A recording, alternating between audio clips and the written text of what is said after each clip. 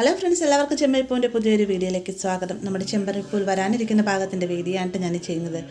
അങ്ങനെ ചന്ദ്ര എല്ലാ സത്യങ്ങളും അറിഞ്ഞുകൊണ്ട് തന്നെ നേരെ രേവതിയുടെ വീട്ടിലേക്ക് ചെല്ലുന്ന സമയത്ത് അവിടെ അതുപോലെ തന്നെ ലക്ഷ്മിയും ദേവുവും കൂടെ ശരത്തും ഉണ്ടാവും.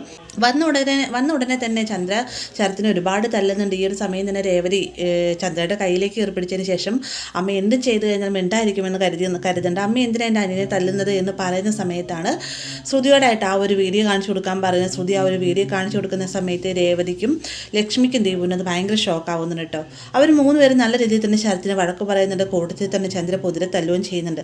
അപ്പോൾ ചന്ദ്രനെ പിടിച്ചു മാറ്റാനായിട്ട് ഇവർ ശ്രമിക്കുന്നുണ്ടെങ്കിൽ ചന്ദ്ര വിട്ടു കൊടുക്കുന്നില്ല കേട്ടോ. അപ്പോൾ ഇതെല്ലാം തന്നെ മാറി എന്ന് ആസ്വദിച്ച് കാണുകയാണ് നമ്മുടെ ശ്രുതിക്ക് തൻ്റെ ലൈഫ് സേഫ് ആക്കുക എന്നത് മാത്രമാണ് ഉദ്ദേശിച്ചുള്ളത്. അതിനകത്ത് ആരൊക്കെ വെണ്ണീറായാലും പ്രശ്നവുമില്ല.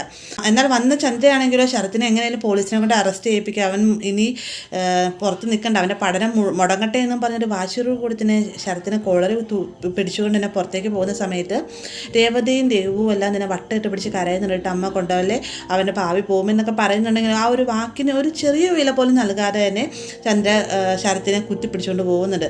ആ ഒരു സമയത്ത് ആ ബിൽഡിങ്ങിന് ഓണർ വന്നിട്ടാണ് ഇങ്ങനെ ഇവിടെ ഒന്നും പറ്റുകയില്ല, എൻ്റെ വീടാണ്, ഇതൊക്കെ വീടിന് പുറത്ത് എന്ന് പറയുകയും ചന്ദ്ര ഇവൻ എങ്ങനെയാലും ഞാൻ പോലീസ് സ്റ്റേഷൻ കയറ്റിയിരിക്കും, നിന്നെ മനസ്സമാനത്തോട് ജീവിക്കാൻ നീ സമ്മതിക്കുക, നീ എൻ്റെ വീട്ടിൽ കാല് കുത്തുമെന്ന് വന്നിട്ടാണ് രേവതിയോട് പറഞ്ഞിട്ടാണ് അവിടെ നിന്ന് പോകുന്നത്.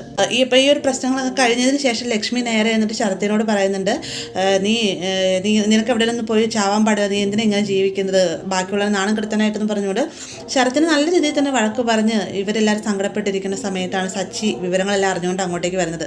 വന്ന് ഇവരെയൊക്കെ സമാധാനിപ്പിച്ച് കഴിയുമ്പോഴത്തേക്കും സച്ചി ശരത്തിനെ അന്വേഷിക്കുന്ന സമയത്ത് ശരത്തിന് അവിടെയൊന്നും കാണാത്തത് കൊണ്ട് തന്നെ സച്ചിക്കായിട്ട് തന്നെ തോന്നുകയാണ് ഇവൻ എന്തോ ഒരു പ്രശ്നം ഒപ്പിക്കാൻ പോകുന്നുണ്ട് എന്ന് കരുതിക്കൊണ്ട് തന്നെ ഓടി ടെറസിൻ്റെ മുകളിലേക്ക് ചെല്ലുന്ന സമയത്ത് ശരത്തോടെ ആത്മഹത്യയായിട്ട് ഒരുങ്ങി നിൽക്കാട്ടെ. ഇത് കാണുമ്പോഴത്തേക്കും എല്ലാവർക്കും ഭയങ്കര ഷോക്കാവുന്നുണ്ട്.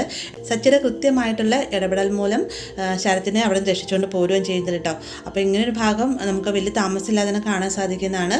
ഇത് തമിഴിലുള്ള ഭാഗമാണ് കേട്ടോ. മലയാളത്തിലേക്ക് വരുമ്പോൾ ചിലപ്പോൾ എനിക്ക് നമുക്ക് രേവതിയുടെ വീട്ടിൽ ടെറസ് ഇല്ലാത്തതുകൊണ്ട് അതിൽ ചെറിയൊരു മാറ്റങ്ങൾ ഉണ്ടായേക്കും. വീഡിയോ ഇഷ്ടമായ ലൈക്ക് ചെയ്യാനും കൂടെ ചാനൽ സബ്സ്ക്രൈബ് ചെയ്യാനും മറക്കരുത്.